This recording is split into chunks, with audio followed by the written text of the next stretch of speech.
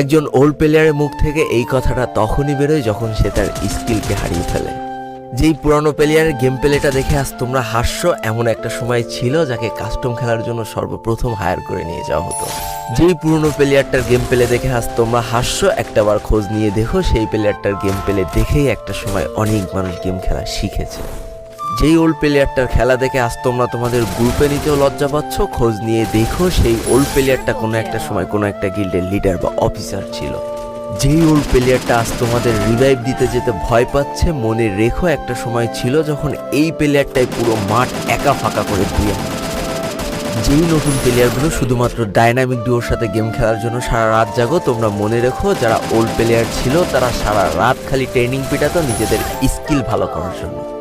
আমি জানি আজকের দিনের যারা অন ট্যাপ মারা প্লেয়ার তারা কখনোই ফিল করতে পারবে না যে বসে জুম করে উঠে হেডশট মারার মজাটা আসলে কি ছিল। আমি জানি যেসব ওল্ড প্লেয়াররা এই গেমের থেকে হারিয়ে গিয়েছে তারা এই গেমটাকে আজও ভালোবাসে। জীবনে এমন হাজারো ওল্ড প্লেয়ার